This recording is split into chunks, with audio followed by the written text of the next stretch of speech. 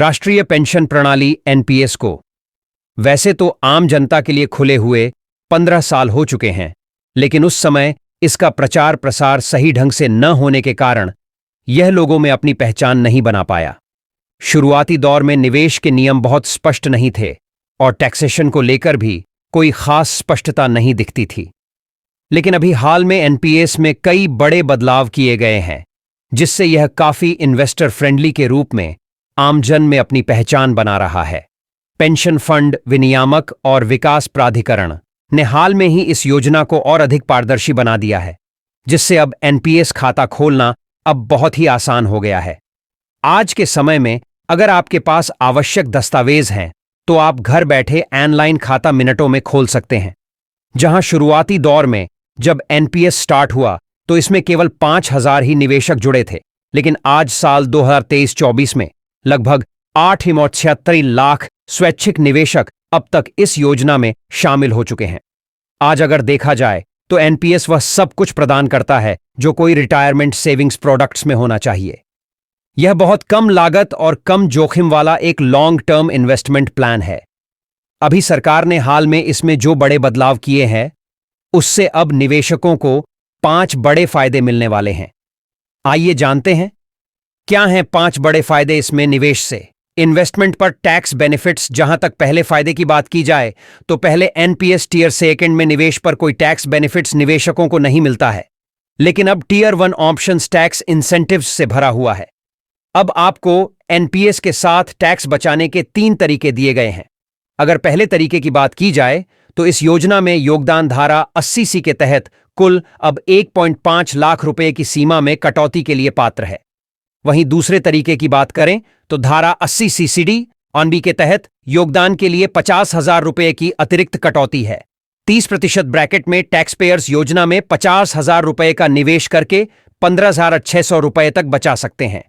वहीं तीसरे टैक्स बचाने के तीसरे तरीके भी बात की जाए तो निवेशक के टैक्स एक्सपेंस पर संभावित रूप से बड़ा प्रभाव डालता है। धारा 80CCD2 के तहत एनपीएस में डाले गए मूल वेतन का 10% तक टैक्स फ्री हैं। फ्लेक्सिबिलिटी निवेशकों के लिए विकल्प बढ़े हैं। अगर दूसरे सबसे बड़े फायदे की बात की जाए तो एनपीएस अब पहले की अपेक्षा अधिक फ्लेक्सिबल हो गया है। निवेशक अगर अब चाहे तो 1 साल में 4 बार तक अपने एसेट मिक्स को बदल सकते हैं। ऐसा करने से एक एसेट क्लास से दूसरे में स्विच करने या अपने पेंशन फंड मैनेजर को बदलने से कोई टैक्स इफेक्ट नहीं होगा। इसके साथ ही अभी तक एनपीएस इक्विटी फंड केवल इंडेक्स आधारित शेयरों में निवेश करते थे, लेकिन 2021 में पीएफआरडीए ने शीर्ष 200 शेयरों में निवेश की अनुमति दे दी है। इसके साथ ही एक और खासियत यह भी है कि इक्विटी निवेश पर 50% की सीमा को बढ़ाकर 75% कर दिया गया है। इससे युवा निवेशक अभी तेजी से इस एनपीएस की तरफ आकर्षित हो रहा है। इसके साथ ही जो बहुत अधिक रिस्क नहीं लेना चाहते हैं या जानकार नहीं है, तो वे 3 लाइफ साइकिल फंड में से किसी एक को चुन सकते हैं, जो निवेशक की उम्र बढ़ने के साथ साथ एसेट मिक्स को लगातार बदलते रहते हैं। अब बीच में निकासी है संभव। एनपीएस में पैसा निवेश करने पर आप बीच में भी अपने फंड को निकाल सकते हैं।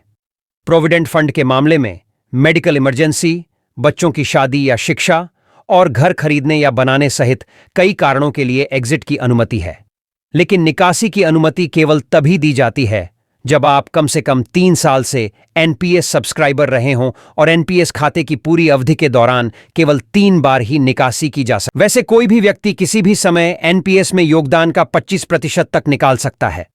निवेशकों के लिए विकल्प और बढ़ गए हैं। गौरतलब है कि पिछले साल डीएसपी पेंशन फंड के ऑपरेशन शुरू होने के साथ ही एनपीएस में निवेशक अब 11 पेंशन फंड मैनेजरों में से चुन सकते हैं। उन्हें साल में एक बार अपने पेंशन फंड मैनेजर को बदलने की भी अनुमति है, जबकि पिछले साल तक एक एनपीएस निवेशक केवल एक पेंशन फंड मैनेजर की योजनाओं में निवेश कर सकता था।